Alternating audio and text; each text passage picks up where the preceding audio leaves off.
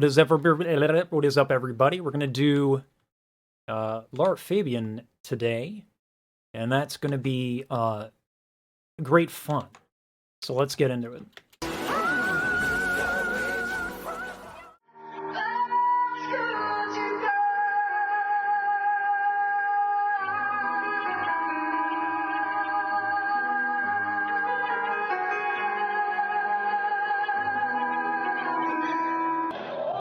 Now that's interesting. To me, it's less about the belt, and this is idiomatic of Laura Fabian. This is less about the belt for me, and more about the chutzpah behind it, as well as the length of time. But I kind of want to see it again because there's some vibrato in there.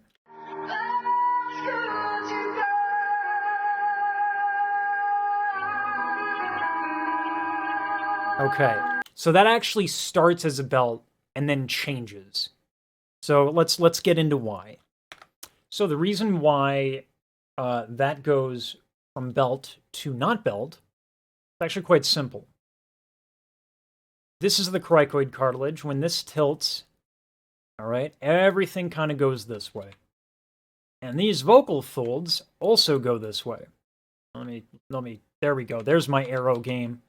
These vocal folds will go this way. What that means is that they become short and fat. Let's take another look at Laura Fabian's belt, and then we'll point out what happens next. And the suspense is real. Notice the power.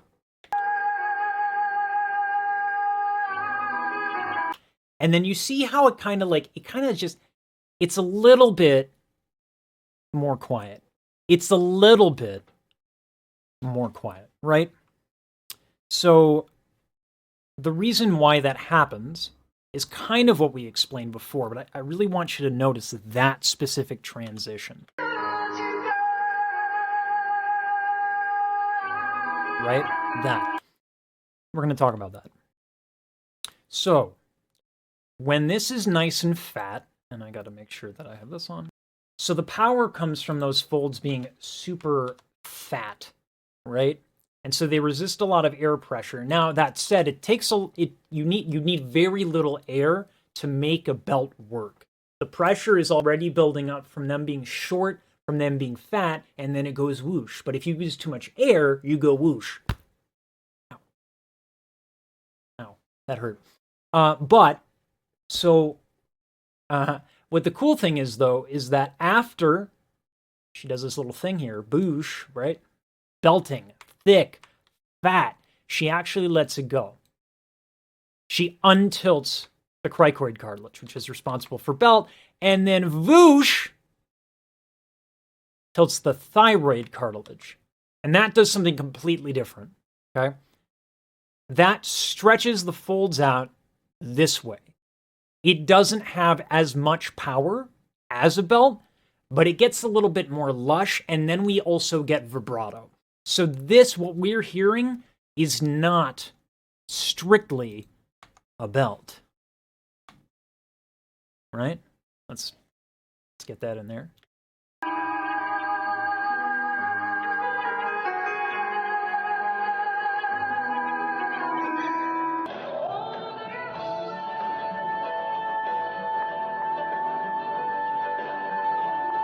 One thing I really, really, really respect about Laura Fabian is the she really uses her body, and it's super cool.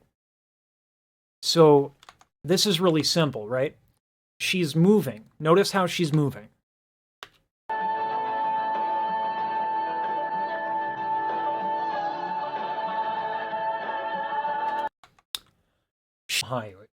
Okay? You don't need to know much about it. You don't even need to remember its name. But remember when I said that your body, your hips, can make your back go this way, or they can make your back go this way, flaring back the shoulder blades, right? This moving down. Let's take another look at the omohyoid. Boom. These are connected to the scapula. Okay, these are connected to the shoulder blades. Okay, So if your back is going down here, the other insertion is the larynx right here, right? So if your shoulder blades go down, you're bringing your larynx down. That has two consequences. High notes just became a lot harder because you do need to let the larynx move. It will move up slightly. You're not going to go like nothing like that, but it does move up a little bit.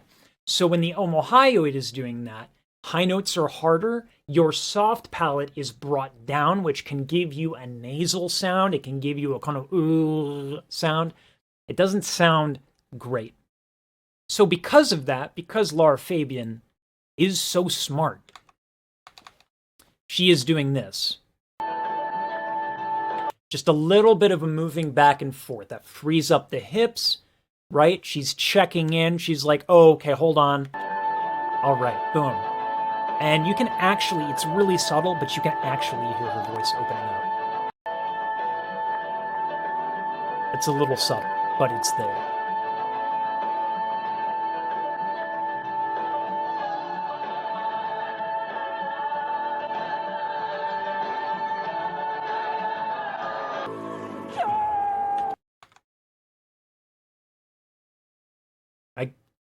Oxygen is just overrated.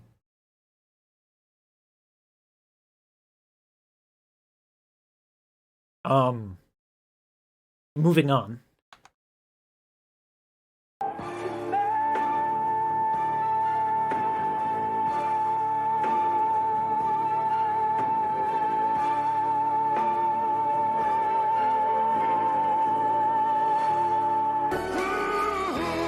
Actually, that's kind of interesting. For a couple of reasons. So what we got going on here is something that's really smart. So she is at the end of this running out of air. All right? No one's perfect. So you have to be able to make adjustments when mistakes are made.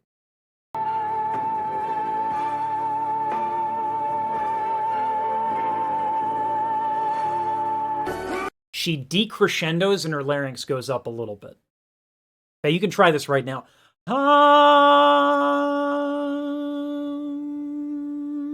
Right? It takes a little bit less air to make those things move. And it wasn't a dramatic shift. It was actually quite subtle. And so, there we are. Belting.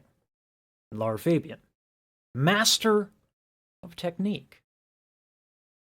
I'm not jealous. I'm not bitter. Maybe a little bit. Let's take another look at another marvelous belt.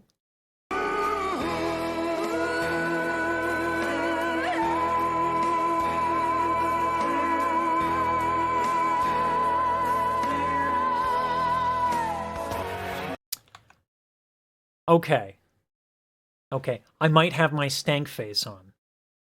Because it's so good. Weird.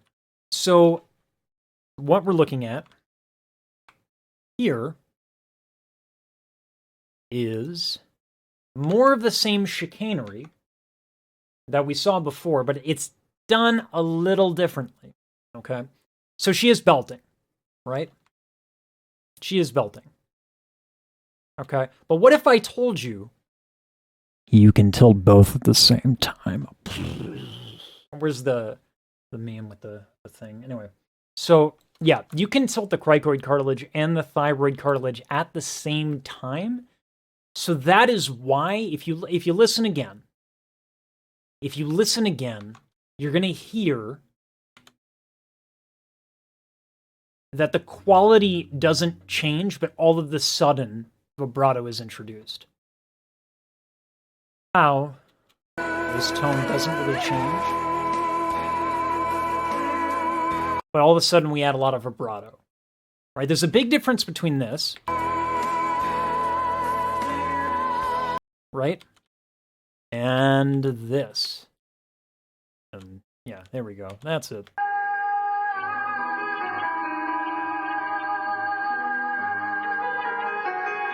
See how the power diminishes a little bit, and specifically the brightness of the tone diminishes. We're going to talk about that. Big difference there. Why? Well, let's talk about it. Okay, so here's where we go to our magical spectrogram, which I have to resize. We have frequencies. So,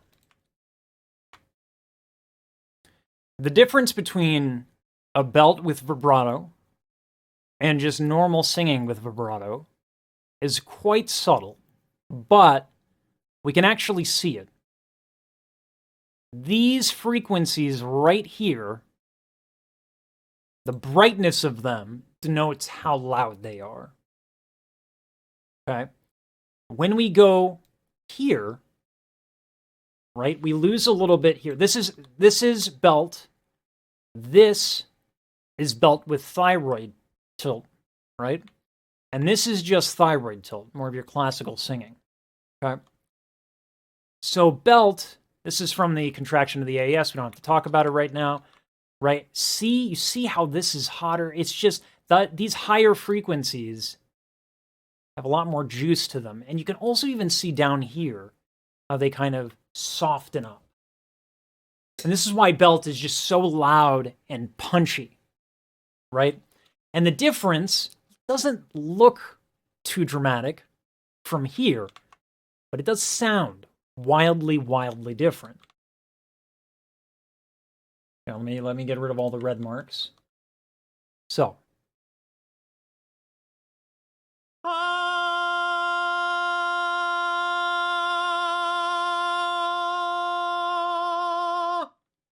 Right? A little bit of a raising of the larynx there at the end, but it's also just a falling off of volume from one tilt to the other. Also, I know this is going to be shocking for some people. My belting, not as good as Laura. Fabian. Yeah. Tremendously satisfied with that thyroid cartilage tilt. I'm not used to switching them too much. So I made a little bit of a difference here, a bit of a different thing. Let me get this so you can see it. This is more of a classical approach, just straight up classical.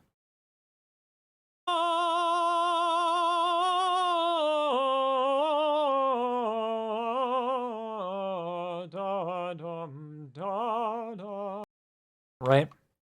So even more dramatic, right? Boom.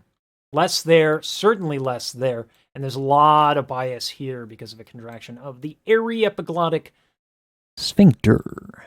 Which again, that is a topic for another time. Take a look at two more belts. Two more.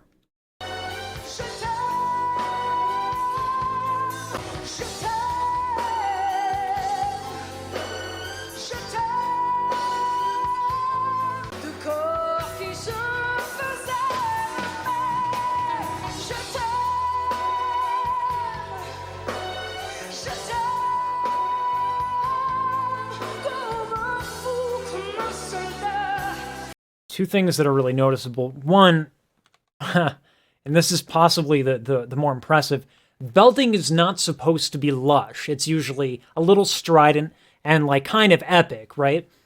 But we're getting lush here. So, you know, like people are going to be like, oh, B4, C5. Well, I know singers that can hit B flat 5 and belt. Okay, Karen, sit down. Because this is important. What we're seeing here and what we're hearing here is extremely, extremely lush.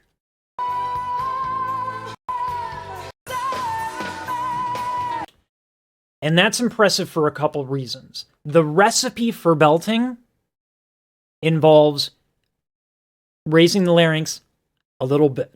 And you can't really help that. Okay, so when we raise the cricoid cartilage, right, we go from here to here. Inherently, this raises the larynx. Now, there is another school of thought where the idea behind tilting and raising the larynx, there's this philosophy, this idea that you want to raise your chin a little bit. Not everybody teaches that way, but there are a lot of teachers who teach belt in that manner. And it is no coincidence that she is like, right? Posture is a little forward, chin is a little up. Same thing. Same thing, right? She is making room for that. Also, can we just get a moment of appreciation for that mic technique? I mean, come on. Kind of amazing. So this one is, this is a great belt. All right, here's what we got. Oh, there we go. New York, New York.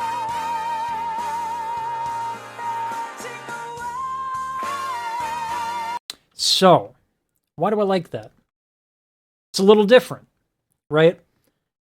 Fabian is so comfortable belting, she can change her timbre using vowels, which is, you know, a good thing to have as an artist. So, anywho, it's really quite simple. All she's doing here is using a brighter vowel. Maybe she's letting her larynx rise a little bit more, but it's fitting. This is jazz, right? Your big Broadway kind of New York, right? It's a little bit brighter, right?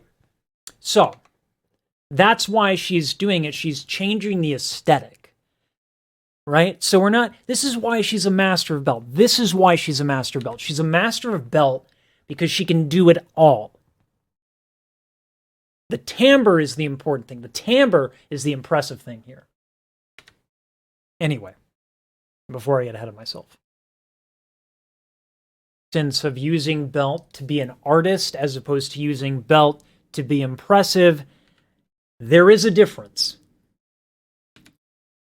What is happening here is a great example of that. So there's a couple different kinds of belts that are going on here. So it is way harder to sustain a note, right? That makes sense, right? It is way harder to sustain it. But if you don't sustain it, you can go up higher. You can do things that are a little bit more difficult because you're not going to hold on to it, right? So knowing that, she is going just a touch higher. And she's backing off of it almost immediately because it's an E5. And do we really care about super high notes? I mean, I do. I do, because I'm a high note. Well, we don't have to use aggressive language here. So, that's what she does here, right? This, if you hear it in context of the tune, doesn't really sound very belty. And I'll explain why. But if we remove it from the context a little bit, in isolation, still belty, but why does it change? Why does the tone color change? Well, let me tell you why the tone color changes. Dandy larynx picture. So, I said this before in the video. When you go high, to a degree, your larynx has to go with it. It's not like set in stone. This is not like an assume the position sort of thing. The larynx does go up. And as the larynx goes up, you are narrowing the vocal tract. What is the vocal tract? Boosh, transitions, high tech. The vocal tract, and we don't get this here, but it goes all the way down to the folds, the top of the folds. So this sucker goes for a bit, right? Here we go. So here are the vocal folds, voosh, right? If you change this, if you raise your larynx, let's say to a very exaggerated point, like right here, like you are like that, you are literally shortening your instrument. So that means the lower frequencies are going away, and that means the instrument is tuned to a higher frequency similar to a trombone, but you don't just have to take my word for it. For that, we have science. This is noticeably brighter and far more consistent. You can see that at the top of the vibrato, which makes sense actually, because the larynx is going like this. At the top of the vibrato, we have higher frequencies. But those like just don't exist on the bottom. Whereas right here, see they're there, right? And you can even get this a little bit in the transition. But here, this is the brightest version of that frequency. Similarly, you can see that we're starting to lose the intensity there, but all of a sudden, boom, this appears, right? And same thing, you can see the bottom of the waveform. You can see the bottom of it where you don't see that right here. These start to go away, right? Higher frequencies are introduced based upon a couple factors. The vocal tract matters, but so do the vowels. We're going to get into frequencies maybe a little later, but vocal tract resonance, all that stuff. It's involved. Try reading Ingo Titze. You'll have a joy of a time. It's very involved. So, getting back to it. This is why. Hold on, we were over here a little bit. We're finding it. There we go. This is why this D loses a lot of the depth.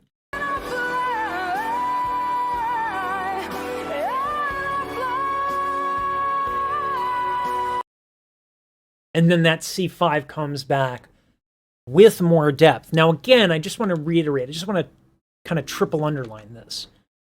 When belting, it is uncharacteristic to have this much lusciousness, right? You can think of a couple singers maybe that have it. We got Whitney Houston, et cetera, et cetera. One of the ways that we can do that is we can keep the larynx going up a little bit. You're not going to force that sucker down. Some people do. I don't advocate for that. I think it's terrible. I think it sounds bad. But what she is doing here, what Lara Fabian is doing, is that she is really, really, really good at keeping this ergonomic posture, making sure she's not like doing this, like the freedom of how things move, right? The tension's very low, and that allows her to be a little bit more daring with what she is doing to execute on these belts. So, that is to say, is she the queen of belting? Is she?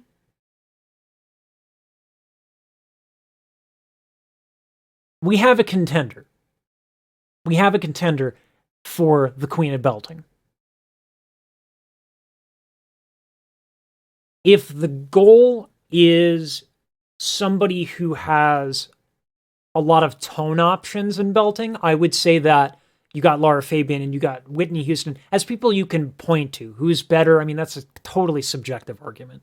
It's like, if there was a singular goal in art that was really well defined, right? You're going to produce this frequency and it's got to be that specific and all this other criteria. If we did that, then we could pick a winner, but it's more subjective. But to put it, loosely, if you're looking to point to somebody who has great tonal qualities and a lot of versatility in their belts, I do think Whitney Houston and Lara Fabian are really, really good names to kind of look at if you're looking for that.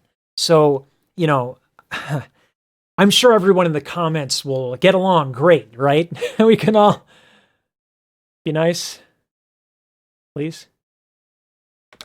Thank you so much for watching. Discord and Twitch is where I'm going to be streaming with audio consistently, especially for singers. So down in the description down below, click away, follow, join, whatever. That's where we're going to be doing a lot of live streaming for singers. I'd love to see you there.